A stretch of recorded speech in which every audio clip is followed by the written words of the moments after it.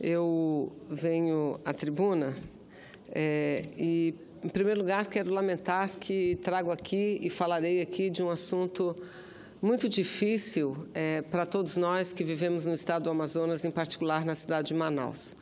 Hoje, não bastasse a greve dos caminhoneiros, os reflexos dessa greve, que ainda são sentidos no Brasil inteiro e principalmente na nossa região norte, a capital do meu estado, a cidade de Manaus, que vive nos últimos dias e convive nos últimos dias também com uma greve dos trabalhadores do transporte coletivo. E nesses últimos 7 dias, alguns deles foi de paralisação completa de todo o sistema de transporte coletivo de Manaus, mas que, mesmo assim, tal qual a greve dos caminhoneiros, senador Hélio José, recebeu um apoio quase que unânime, um apoio significativo da sociedade brasileira, também a greve dos motoristas, dos cobradores, dos trabalhadores em transporte coletivo foi recebida com muita compreensão pela população da cidade de Manaus, porque sabiam das reivindicações e sabem o quanto elas também são desrespeitadas, as pessoas da minha cidade, que dependem do transporte público, de diariamente conviver e ser transportados em ônibus da pior qualidade e tendo que pagar uma passagem cujo valor é significativo e que vai muitas vezes além da sua capacidade pagadora. Uma passagem na cidade de Manaus hoje é de R$ 3,80, senhor presidente. Mas, enfim, nesses últimos 7 dias, a cidade de Manaus vive em problemas muito graves. E, hoje, o problema se agravou ainda mais por conta de que a greve teve continuidade. A greve continuou. A princípio, os ônibus que saíram da garagem saíram num número extremamente reduzido, o que ocasionou grandes filas nas paradas, grandes filas nos próprios terminais de ônibus. E hoje, pela manhã, senhor presidente, o que nós assistimos, o que vimos na cidade de Manaus foi uma revolta generalizada. Repito, uma revolta generalizada. Pessoas da população, populares, jovens, trabalhadores, algumas mulheres, inclusive, a população, senhor presidente, se revoltou e partiu para depredar os ônibus do transporte público da cidade. Eram jogados os mais diversos objetos, pedras, tudo o que a população encontrava pela frente, elas jogavam contra os ônibus do transporte coletivo. E o problema ficou ainda mais grave na zona leste e norte da cidade de Manaus, sobretudo próximo ao terminal que nós conhecemos como T4 da zona leste da cidade de Manaus. E o transporte, eu aqui destaco para quem nos acompanha neste momento, que a única alternativa de transporte de massas que a população tem em Manaus é exatamente uma população de aproximadamente mais do que 2 milhões de habitantes.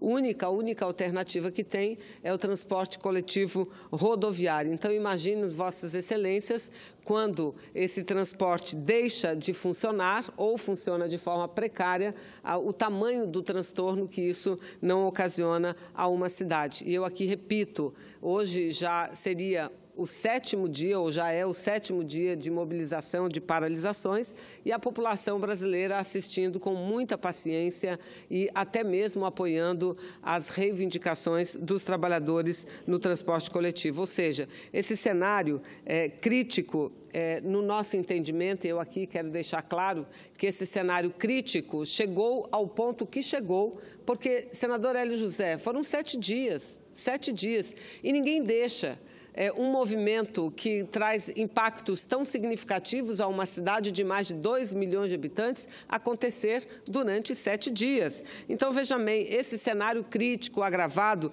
no nosso entendimento, no meu entendimento em particular, isso mostra e é ocasionado pela falta, pelo vácuo de autoridade pública existente não apenas na cidade de Manaus, mas existente no Brasil e agravado ainda mais na cidade de Manaus, porque não tem havido diálogo entre os segmentos envolvidos e a própria reivindicação do uso E a reivindicação do uso da força policial passou, nesse sentido, a ser a única condição de volta à normalidade, ou seja, as autoridades públicas, para além dos empregados, dos trabalhadores e dos empregadores, a autoridade pública que concede o serviço de transporte coletivo, porque esse é um serviço público concedido à iniciativa privada, a autoridade pública deveria já há muito tempo ter resolvido este problema ou colaborado significativamente para a resolução.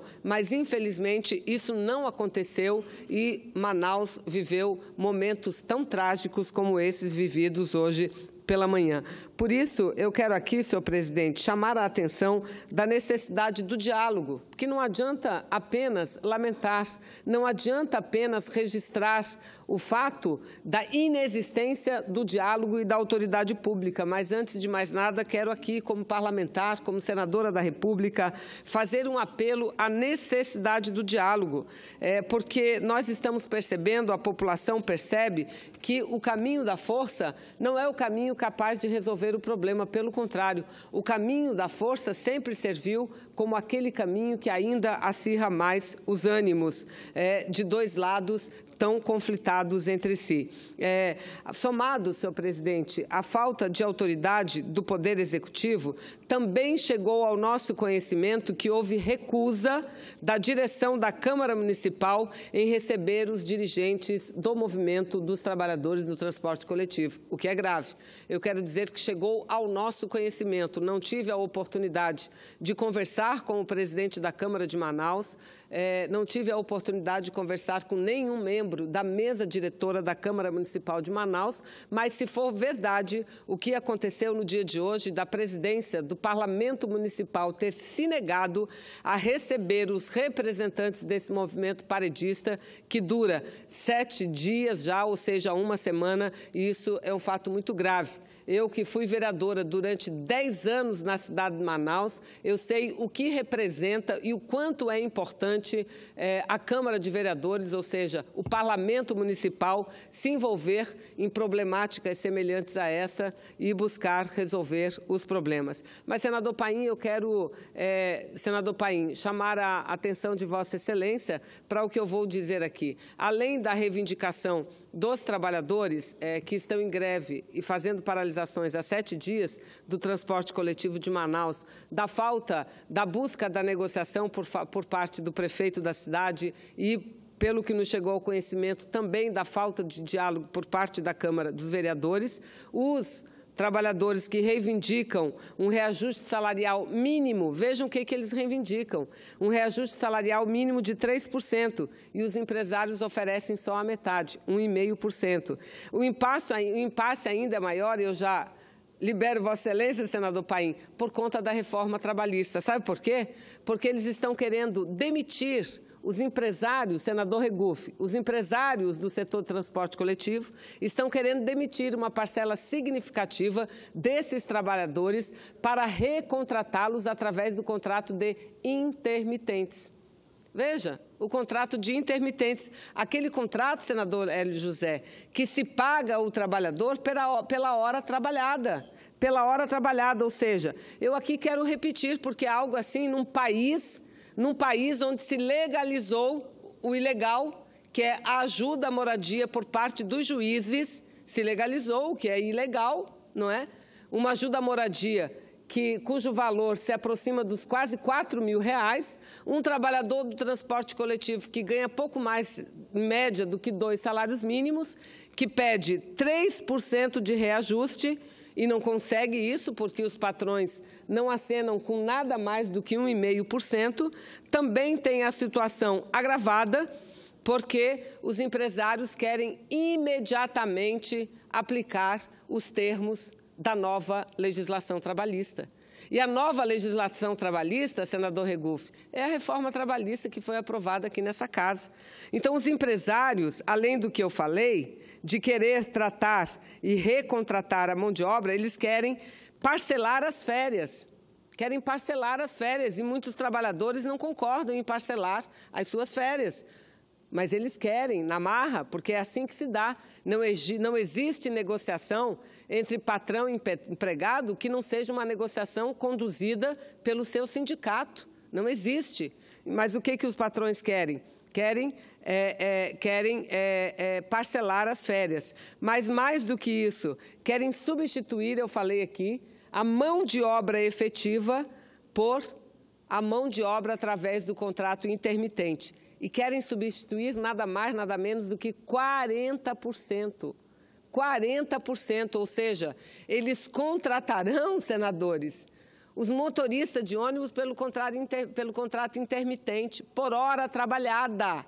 E aí, se contrata por hora trabalhada, deixam de dar aquele descanso que o trabalhador tem que ter, deixam de dar os direitos que o trabalhador tem que receber num contrato normal, com regime seletista e carteira de trabalho assinada.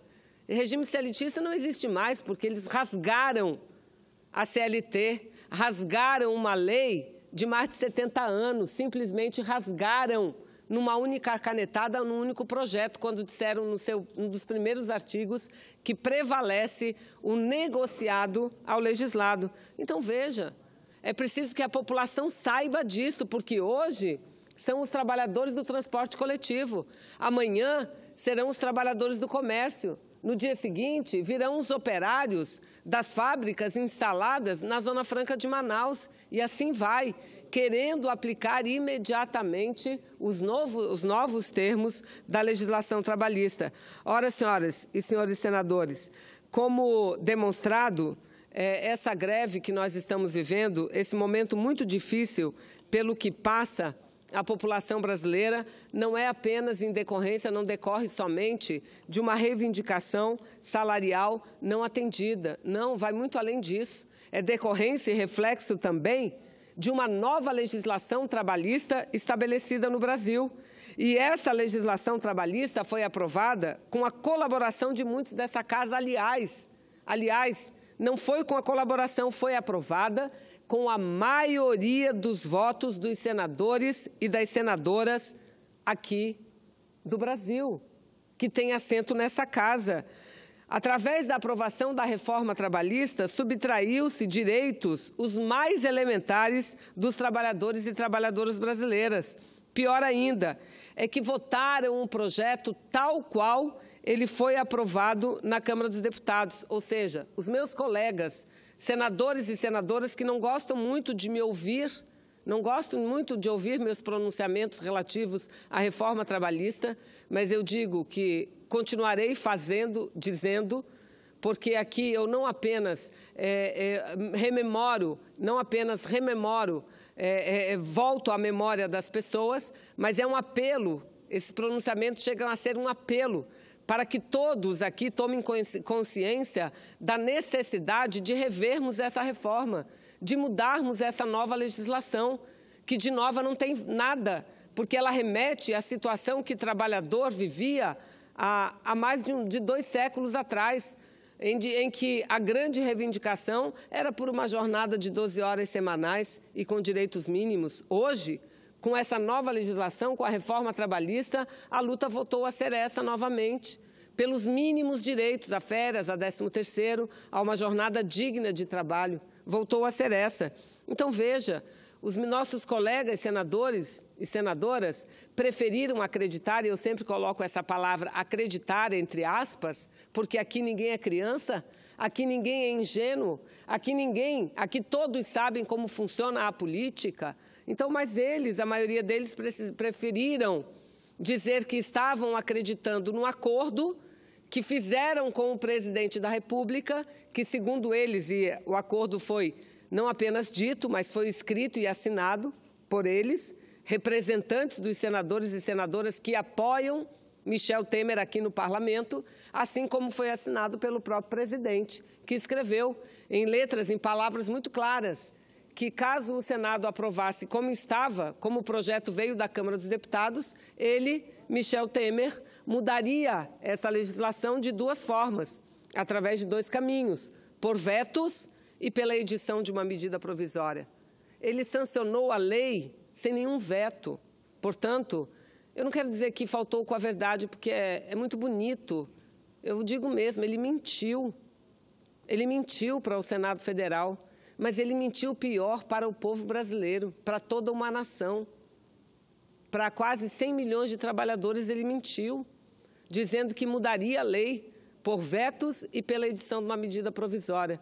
Não fez nenhum veto, apenas editou uma medida provisória, que ele, como todos aqui do Congresso Nacional, sabiam que não ia a lugar nenhum. Afinal de contas, quando o Senado ainda nem havia votado, senador Regufe, a reforma trabalhista, o presidente da Câmara dos Deputados, Rodrigo Maia, falava em alto e bom som e dizia que não falava por ele, que falava pela maioria da Câmara, que não haveria acordo nenhum a ser cumprido, porque a Câmara não queria medida provisória e a Câmara não queria nenhum veto. Então, todos aqui sabiam. O veto não aconteceu e a medida provisória caducou. Por quê? Porque a comissão nunca foi instalada. Chegaram até a nomear um presidente faz de conta. Um presidente senador lá do estado do Acre. Lá do estado do Acre. Foi nomeado presidente da comissão, Gladson Cameli. E que, na sequência, desistiu, renunciou à condição de presidente e nunca foi substituído. Nunca foi substituído. Ou seja, o senador Regufe me lembra que votou contra. Votamos contra, senador Regufe. Eu acho que agora eu vou ter que subir aqui na tribuna e dizer quem votou a favor e quem votou contra. Eu acho que assim eu serei mais justa, estarei sendo mais justa com quem votou contra. Mas, lamentavelmente, como Vossa Excelência, como eu, como os parlamentares do PSB, como os parlamentares do PT, da Rede, nós fomos minoria, nós fomos vencidos. E nós dizíamos, primeiro, que não existia acordo nenhum, que isso era conversa. Não existia acordo nenhum, eles sabiam que não existia. Um segundo, que a situação do Brasil não melhoraria, pelo contrário, que ela pioraria. Eu tenho um a um de todos os discursos feitos no dia da votação. A maioria subia à tribuna e dizia, porque o Brasil do desemprego vai acabar. Nós vamos gerar mais empregos. Olha aqui, a última notícia do IBGE, do estudo do IBGE, foi divulgada agora, que o resultado é que o último levantamento, quase 13% da população, 12,9%, que significa quase 13 milhões e 400 mil brasileiros e brasileiras encontram-se desempregados, contra 12,2% no trimestre anterior. Ou seja, o desemprego só cresce. E mais, na última terça-feira, senador Regufe, dia 29, eu já vim à tribuna, já falei sobre isso, o Brasil foi incluído, o nosso país, na lista suja, naquela short list, que é a lista curta da Organização Internacional do Trabalho, entre os 24 países do mundo que mais descumprem os direitos dos trabalhadores, que mais renegam, que mais não obedecem, que mais não cumprem as normativas internacionais, as convenções internacionais, porque essa legislação trabalhista nova não apenas fere a Constituição da República do Brasil, mas ela fere também as convenções internacionais. E eu repito, estou dizendo isso aqui, não é em tese, porque eu estou aqui lamentando o clima de caos que viveu a cidade de Manaus hoje de manhã. Estou, como a maioria da população, entristecida, porque, afinal de contas, por mais que seja uma empresa privada que cuida do transporte, quando um ônibus é atingido, é queimado, é depedrado, é a própria economia popular que é atingida. Então, eu relato isso muito entristecida, mas, ao mesmo tempo, presto aqui meu total apoio e solidariedade aos trabalhadores do transporte coletivo, porque sei o quanto sofrem, trabalhando sem ar-condicionado, numa cidade que tem uma sensação térmica superior a 40 graus todos os dias. Todos nós somos conhecedores, repito, fui vereadora durante 10 anos e durante 10 anos convivi com isso. Se fura um pneu de um ônibus, o patrão diz que a culpa é do motorista, que andou pelo lado errado, porque não viu o buraco e passou por cima do buraco, então ele tem que pagar aquele ônibus. Qualquer centavo que falte na conta do dia é descontado do salário da cobradora. Então, veja, minha solidariedade a esses trabalhadores. Agora, que a minha voz e que meu apelo seja muito mais do que isso, que meu apelo seja para os senhores senadores e senhoras senadoras, porque esse movimento não ocorreu só por conta de uma reivindicação salarial não atendida, mas ocorre por conta do que querem fazer com eles, contratar 40% da mão de obra pelo contrato intermitente, isso é uma barbaridade.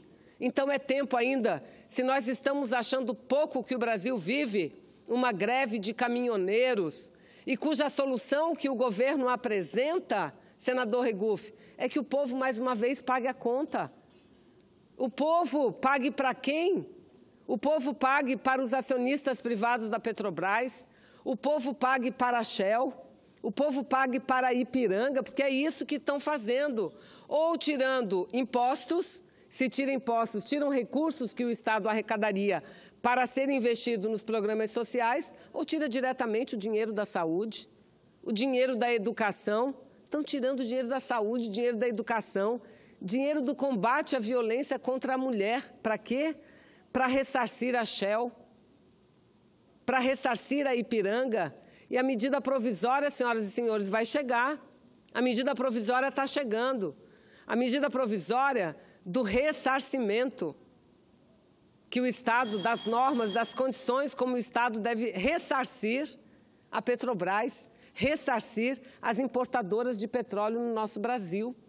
Ora, senhor presidente, mesmo aqueles que apoiam o governo sabem que essa política é suicida de aumento diário do combustível. Isso nunca aconteceu nos últimos... Nunca. Há mais de 50 anos nunca aconteceu. Mas agora acontece. Por quê? Porque eles estão preparando a privatização da Petrobras. Eles estão preparando a privatização da Petrobras. E é por isso, presidente, que eu entendo, e aqui eu quero concluir, e meu tempo já se esgotou, concluir repetindo.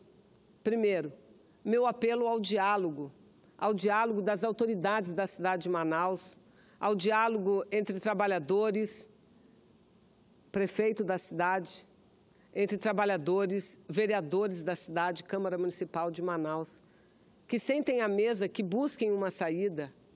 Um apelo para que os patrões não façam isso, não apliquem os termos dessa nova legislação trabalhista, porque ela não vai durar muito tempo. Nós vamos rejeitar, nós vamos revogá-la, eu tenho certeza disso, tenho certeza.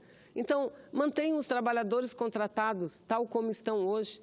O que os trabalhadores querem é somente 3% de reajuste nos seus salários. As passagens aumentam e aumentaram muito mais do que isso.